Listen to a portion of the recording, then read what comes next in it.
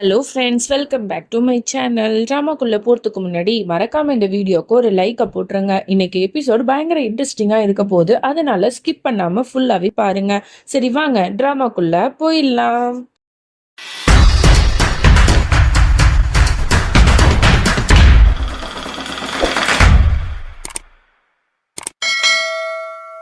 Starting சீன்ல பாட்டியை தான் காட்டுறாங்க. அனுஷ்கா வந்து அந்த ஃபங்க்ஷன்ல வச்சு பாட்டியை ரொம்ப இன்சல்ட் பண்ணி அனுப்பியிருப்பா. அதனால அவங்க ரொம்ப மனசுடைஞ்சு போயிட்டாங்க. அவங்களோட மருமகள்கிட்ட வந்து சொல்லிட்டு இருக்காங்க, நான் அனுஷ்காவை வந்து எவ்வளோ பாசமா பார்த்துக்கிட்டேன், அவ என் மேல இவ்வளோ உயிரா இருந்தா, இப்படிலாம் வந்து பேச ஆரம்பிச்சிட்டாலே அப்படின்னு சொல்லிட்டு ரொம்ப வருத்தப்பட்டு ஃபீல் பண்ணி பேசிட்டு இருக்காங்க. இங்க அனுஷ்காவுக்குமே ரொம்ப கஷ்டமா தான் இருக்கு. அதோட அடுத்த நாள் ஆகுது. இங்க மாமியாக்காரியிலேருந்து மருமக எல்லாருமே ஒன்னா சேர்ந்து மொட்டை மாடியில உட்காந்து பேசிட்டு இருக்காங்க. அப்ப வந்து நம்மளோட அனுஷ்காவுக்கு ஃபுல் அண்ட் ஃபுல் துணி துவைக்கிற வேலையை விட்டுருப்பாங்க போல. ஸோ அவ எல்லா துணியும் துவைச்சு காய வச்சிட்டு இருக்கா. அப்ப கரெக்டா யுவராஜ் வந்து ஒண்ணுமே கண்டுக்காத மாதிரி போறான். அப்ப அவனோட முதுகுல வந்து ஏதோ ஒண்ணு ஒட்டிக்குது. உடனே அனுஷ்கா வந்து அதை எடுத்து விட்டுட்டு இருக்கா. அப்போ அன்னிக்காரி வந்து தெரியாம வந்து மேலேருந்து தண்ணியை தூக்கி இவங்க ரெண்டு பேரும் மேல ஊத்திடுவா. இவங்க ரெண்டு பேரும் ஃபுல்லா நினைஞ்சிடுறாங்க. அப்புறம் என்ன, ஒருத்தருக்கு ஒருத்தர் ஐ கான்டாக்ட்ல வச்சுக்கணும் வாங்காம பார்த்துக்கிட்டே இருக்காங்க. அப்போ வந்து டக்குன்னு மாமியாக்காரி இதை பார்த்துட்டு, உனக்கு என்ன பைத்தியமாடி, எப்படி தண்ணியை தூக்கி நீ ஊத்தலாம் அப்படின்னு சொல்லிட்டு அவளை திட்டிட்டு, நீ எதுவும் நினைச்சுக்காதப்பா, இவ பைத்தியக்காரி தெரியாம ஊத்திட்டா அப்படின்னு சொல்றாங்க. அதோட அவனும் ஒன்றும் சொல்லாம இங்கேருந்து போயிடுறான். இங்க வந்து பாட்டியை தான் காட்டுறாங்க.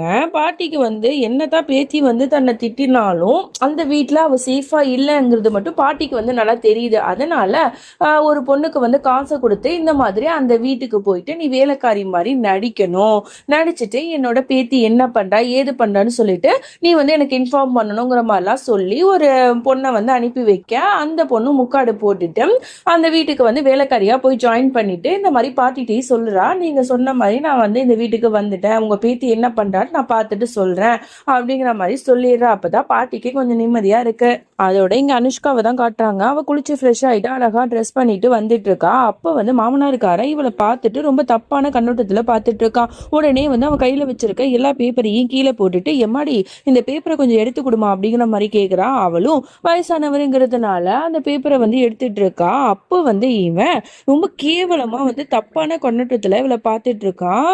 எங்கெல்லாம் பார்க்க கூடாதோ அங்கெல்லாம் பாக்குறான்.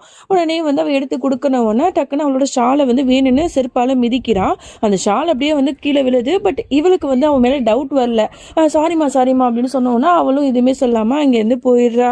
இது எல்லாத்தையுமே தூரத்துல இருந்து மாமியாக்காரியும் பார்த்துட்டு செமையா வந்து முறைச்சு பார்த்துட்டு இருக்கா. அதோட இங்க அன்னிக்காரி வந்து நிறைய துணிமணி எல்லாம் எடுத்துட்டு வந்து இது எல்லாத்தையும் அயன் பண்ண சொல்லி மாமியார் வந்து சொன்னாங்க அப்படின்னு சொல்லி கொடுத்துட்டு போறா. உடனே அனுஷ்காவும் வேற வழி இல்லாம எல்லா துணியும் எடுத்து நடந்து போயிட்டு இருக்கா. அப்ப வந்து யுவராஜ் மேல தெரியாம மோதிடுறா. அப்ப வந்து எல்லா துணியும் கீழே விழுந்துருது. ஒரு ஷால் மட்டும் பறந்து இவங்க ரெண்டு பேரும் தலையில வந்து விழுந்துருது. அப்புறம் என்ன, மறுபடியும் ரெண்டு பேரும் ஐகானிக்ல பார்த்துட்டு இருக்காங்க. அதோட யுவராஜ் வந்து திட்டிட்டு இருக்கான், உனக்கு கண்ணு தெரியாதா, எதுக்கு என் மேல வந்து மோதுற அப்படிங்கிற மாதிரி கேட்கிறான். நான் தெரியாம தான் பண்ணேன், நான் ஒன்றும் வேணும்னு பண்ணல அப்படிங்கிற மாதிரி சொல்றா. உடனே அவன் என்ன பண்றான், இந்த மாதிரி என்னோட கர்ச்சீஃப் இருக்கு அதையும் அயன் பண்ணி கொடு அப்படிங்கிற மாதிரி சொல்லிட்டு அவனும் போயிடுறான். அதோட அதையும் எடுத்துட்டு எல்லாத்தையும் ஒன்னா போட்டு அயன் பண்ணிட்டு இருக்கா. இப்பதான் அவன் கொடுத்த கர்ச்சீஃபை பாக்குறா. அதை பார்க்கும் போது அவளுக்கு அழுகையா வருது. அவங்க ரெண்டு பேரும் காதலிக்கும் போது எப்படிலாம் இருந்தாங்கன்னு சொல்லிட்டு எல்லாத்தையும் நினைச்சு பார்த்துட்டு வருத்தப்பட்டு இருக்கா. அப்போ வந்து கரெக்டா வந்து மாமியாக்காரி வந்து அயன் பண்ண எல்லா துணியும் எடுத்து போட்டு, நீ என்ன அயன் பண்ணியிருக்க, ஒண்ணுமே வந்து சரியாவே இல்லை, எல்லாம் கசங்கி போயிருக்கு, மறுபடியும் அயன் பண்ண அப்படின்னு சொல்லிட்டு வேணும்னு இவளை வெறுப்பேத்திட்டு இருக்கா. அனுஷ்காவும் எதை பத்தியும் சொல்லாம அவளும் பொறுமையா அயன் பண்ணிட்டு இருக்கா. இங்க மாமியாக்காரிக்கு வந்து அனுஷ்காவை சுத்தமா பிடிக்கல. இப்ப வந்து பூஷங்காரனும் வந்து இவ பின்னாடி சுத்த ஆரம்பிச்சிட்டான்ல, அதனால அதை பழி வாங்கணுங்கிறதுக்காக அயன் பாக்ஸை எடுத்து வேணும்னு அவளோட கையில சுட்டுடுறா. நம்மளோட அனுஷ்கா வந்து வலி தாங்க முடியாம கத்துறா. அதை பார்த்து இந்த கிழவி ரசிக்கிறா. என்ன பண்றது, இந்த மாதிரி லைட்டா வந்து அயன் பண்ணா சுடதான் செய்யும், அதெல்லாம் பெருசா எடுத்துக்கிட்டா எப்படி, இதெல்லாம் முடிச்சுட்டு தான் நீ வந்து போகணும் புரியுதா அப்படின்னு சொல்லிட்டு அவங்க அங்கேருந்து போயிடுறாங்க. அதோட அனுஷ்கா வந்து அழுதுட்டே ரூமுக்கு வரா.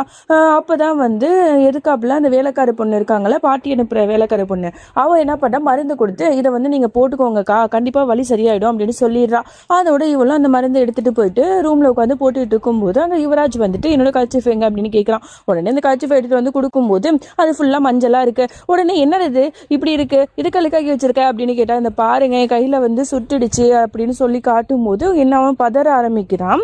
என்னாச்சு, எப்படி உன் கையில இந்த காயம் வந்துச்சு அப்படிங்கிற மாதிரிலாம் கேள்விக்கு மேல கேள்வியா கேட்டுட்டு இருக்கா. அப்பதான் அவன் எல்லாத்தையும் சொல்றா. இந்த மாதிரி உங்க அத்தை இருக்காங்கல்ல, அவங்க தான் வந்து அயன் பாக்ஸால என்ன சுட்டுட்டாங்க அப்படின்னு சொன்ன உடனே அவனுக்கு அவ்வளோ கோவம் வருது. எவ்வளவு திமிரு அப்படின்னு சொல்லிட்டு உடனே அவளை கையை பிடிச்சி இழுத்துட்டு போயிட்டு அத்தை அத்தைன்னு சொல்லிட்டு கத்துறான். அந்த சத்தத்தை கேட்டு ஒட்டுமொத்த குடும்பமும் வந்துடுது. உடனே அவங்கள வந்து கண்ணா பின்னான்னு திட்டிட்டு இருக்கான். எப்படி நீங்க இந்த மாதிரிலாம் பண்ணலாம், கொடுமை பண்ணணும்னு ஒரு அளவு இருக்கு, இவ்வளோ மோசமா நீங்க நடந்துப்பீங்களா என்ன அப்படிங்கிற மாதிரிலாம் கேட்கும்போது உடனே வந்து அவங்க அழுது புலம்ப ஆரம்பிக்கிறாங்க. என்னப்பா நீயும் வந்து இவ பேச்சை கேட்குறியா, இவ அப்பாவியா முகத்தை வச்சுட்டு நல்லா உன்னை ஏமாத்துறா, அதையும் நீ நம்புற. நான் ஒன்னும் அயன் பாக்ஸ் எல்லாம் அவளை சுடல, அவ தான் தெரியாம சுட்டிக்கிட்டு என் பேரை வந்து மாட்டி விட்டுட்டா, வேணா உன் அண்ணி பக்கத்துல தான் இருந்தா அவள்கிட்ட கேட்டுப்பாரு அப்படிங்கிற மாதிரி சொல்றாங்க. எல்லாரும் அண்ணியை தான் பார்த்துட்டு இருக்காங்க. அனுஷ்காவும் கண்டிப்பா இவங்க உண்மையை சொல்லுவாங்க அப்படிங்கிற மாதிரி பார்த்துட்டு இருக்கா. உடனே அத்தைக்காரி அப்படி கண்ணால வந்து செய்கை காட்டுறா பொய் சொல்லுன்னு. உடனே அவளும் வேற வழி இல்லாம பயந்துக்கிட்டு ஆமா இது வந்து அனுஷ்கா தெரியாம தான் சுட்டுக்கிட்டா, அத்தை எதுவுமே பண்ணல அப்படிங்கிற மாதிரி சொன்ன உடனே யுவராஜுக்கு கோவம் வந்துடுது. உடனே வந்து அனுஷ்காவை வந்து திட்டிட்டு இருக்கான். நீ எவ்வளவு கேவலமானவங்கிறது அப்பப்ப நிரூபிச்சுட்டே இருக்க அனுஷ்கா, என்னோட அத்தையே சந்தேகப்பட வச்சுட்டல, உன்னை கண்டிப்பா சும்மா விட மாட்டேன் அப்படின்னு சொல்லிட்டு கண்ணா பின்னான்னு திட்டி விடுறான். உடனே வந்து அவளை அறையறதுக்காக போறான். டக்குன்னு அனுஷ்கா கையை பிடிச்சிடுறா. இந்த பாருங்க, தேவையில்லாம நீங்க வந்து நடிக்கிற வேலை வச்சுக்காதீங்க, நான் செய்யாத தப்புக்கு உங்ககிட்ட அடி வாங்கணும்னு எந்த அவசியமும் கிடையாது. அது மட்டும் இல்லாம உங்க அத்தை இருக்காங்களே, அவங்க ரொம்ப நடிக்கிறாங்க, இந்த வீட்டுல இருக்கிறவங்க எல்லாருமே ஃபேக்கா தான் இருக்காங்க, உங்களுக்கு வந்து என் மேல எப்பவுமே நம்பிக்கை வரப்போறதே இல்லை, வரவும் தேவையில்லை அப்படின்னு சொல்லிட்டு அவ கோவமா இங்கேருந்து போயிடுறா. உடனே அத்தைக்காரி ஏத்தி விடுறா. பாத்தியாடா உன்னை எப்படி பேசுறா அப்படின்னு சொல்லிட்டு உடனே யுவராஜா அங்கேருந்து கோவமா போயிடுறா. அப்பதான் வந்து அந்த தங்கச்சி இருக்கால, அவ வந்து இருக்கா, அவள்கிட்ட வந்து சொல்லிட்டு இருக்கா, இந்த மாதிரி புதுசா ஒரு வேலைக்காரி பொண்ணு வந்தால, அவ எதுக்கு வந்திருக்கா என்ன ஏதுன்னு எனக்கு நல்லாவே தெரியும் அப்படிங்கிற மாதிரி அந்த பாட்டி இருக்கால, அனுஷ்காவோட பாட்டி, அவ தான் அனுப்பி வச்சிருக்கா அப்படிங்கிற மாதிரி சொல்றான். அப்பதான் என்ன நடந்துச்சுன்னு காட்டுறாங்க. அனுஷ்காவோட பாட்டி வந்து இந்த மாதிரி அந்த பொண்ணுக்கு காசு கொடுத்து அனுப்புனது எல்லாமே இவன் வந்து ஷேவ் பண்ணும்போது பார்த்துட்டு இருந்திருப்பா, ஷேவ் பண்ற கடையில இருந்திருப்பான் போல. ஸோ அப்போ எல்லாத்தையுமே வாட்ச் பண்ணிட்டு இருந்திருப்பான். ஸோ அவன் தான் தெரிஞ்சுக்கிட்டு இவளை வேலைக்கும் சேர்த்திருப்பான். ஸோ அதனால அந்த வேலைக்கார பொண்ணை நீ கவனிச்சுக்கோ அப்படிங்கிற மாதிரி தன்னோட தங்கச்சிட்டையே சொல்ல, அவளும் ஓகேனா அப்படிங்கிற மாதிரி சொல்லிட்டு இருக்கா. இங்கே அப்படியே அனுஷ்காவை காட்டுறாங்க. அவள் ரொம்பவே வருத்தப்பட்டு அழுதுட்டு இருக்கா. ஏன்னா இந்த வீட்டில் அன்னிக்காரங்க மட்டும்தான் இவ மேல கொஞ்சம் பாசமா இருந்தாங்க, அவங்க எதுக்கு இப்படி போய் சொன்னாங்க அப்படிங்கிற மாதிரிலாம் யோசிச்சுக்கிட்டு இருக்கா. அப்போ கரெக்டாக அன்னிக்காரங்க தண்ணி எடுத்துட்டு வந்து கொடுக்குறாங்க. உடனே அவள் தள்ளி விட்டுட்டு எதுக்கு இப்படி பண்ணீங்க அப்படின்னு சொல்லிட்டு கத்துறா. உடனே அன்னிக்காரங்களும் மன்னிப்பு கேட்குறாங்க. இந்த பாரு அனுஷ்கா, வேற வழி தெரியல, எனக்கு ரொம்ப பயமா இருந்துச்சு, அத்தை வந்து என்ன ஏதோ பண்ணிடுவேன் அப்படின்னு சொல்லிட்டு மிரட்டினாங்க, அதனால தான் நான் போய் சொன்னேன் அப்படிங்கிற மாதிரிலாம் சொல்லிட்டு இருக்கேன். இங்கே அனுஷ்காவுக்கு என்ன சொல்றதுனே தெரியல. அதோட இங்கே அனுஷ்கா வந்து கிச்சனுக்கு வந்து காஃபி போடலான்னு வந்தா அப்போ பவர் கட் ஆயிடுது. உடனே பின்னாடிலேருந்து யாரோ ஒருத்தவன் கட்டி பிடிக்கிறான். யாருன்னு திரும்பி பார்த்தா அவளோட மாமனாரு. என்ன பண்றீங்க அப்படின்னு கேட்டா, இன்னைக்கு ஒரு நாள் மட்டும் என் கூட இரு அப்படின்னு சொல்லிட்டு ரொம்ப பச்சையா தப்பு தப்பா பேசுறான். உடனே இவளுக்கு பயங்கரமா கோவம் வருது. அவனை பிடிச்சி தள்ளி விட்டுட்டு அங்கேருந்து வேகமா ஓடி வரா. அப்ப மாமியாக்காரி நிக்கிறா. இந்த பாருங்க உங்க புருஷன் கிட்ட தப்பா நடந்துக்கிட்டாருன்னு சொல்ல வந்தா அதை பத்தி கொஞ்சம் கூட கண்டுக்காம நீ இப்படி கவச்சியா சுத்திட்டு இருந்தா எல்லாரும் இப்படிதான் பண்ணுவாங்க அப்படிங்கிற மாதிரிலாம் சொல்லி திமுறா பேசுறா. உடனே அனுஷ்காவுக்கு பயங்கரமா கோவம் வந்தது. இந்த பாருங்க உங்க புருஷனை அடக்கி வைங்க, இல்லைன்னா போலீஸ்ட புடிச்சு கொடுத்துருவேன் அப்படின்னு சொல்லிட்டு கண்ணா பையனான்னு திட்டி விட்டுட்டு போறா. உடனே மாமியாக்காரி சும்மா இருப்பாளா, ஓன்னு ஒப்பாரி வச்சு அழுது டிராமா பண்றா. யுவராஜ் இந்த பாருப்பா உன் பொண்டாட்டி என்னை கை நீட்டி அடிக்க வந்துட்டா அப்படிங்கிற மாதிரி பொய்யா சொல்ல யுவராஜுக்கு பயங்கரமா கோவம் வந்தது. அனுஷ்காவை கை நீட்டி அடிக்கிறதுக்கு போறான். உடனே கோவத்துல அனுஷ்கா அவனோட கையை பிடிச்சி தடுக்கிறா. இந்த பாருங்க என்ன நடந்துச்சுன்னு தெரியாம என்ன அடிக்க வராதிங்க, உங்க அம்மா என்னெல்லாம் பண்ணாங்க தெரியுமா, ஃபர்ஸ்ட் என்ன ஏதுன்னு தெளிவா கேட்டுட்டு அதுக்கப்புறம் இந்த மாதிரிலாம் பண்ணுங்க அப்படிங்கிற மாதிரி சொல்லிட்டு அங்கேருந்து போயிடுறா. அதோட இந்த பாட்டை நம்ம முடிச்சுக்கலாம். இதுக்கப்புறம் என்ன நடந்துச்சு அப்படின்னு சொல்லிட்டு நம்ம நாளைக்கு பார்க்கலாம். அது வரைக்கும் என்னோடு காத்திருங்கள். பாய்.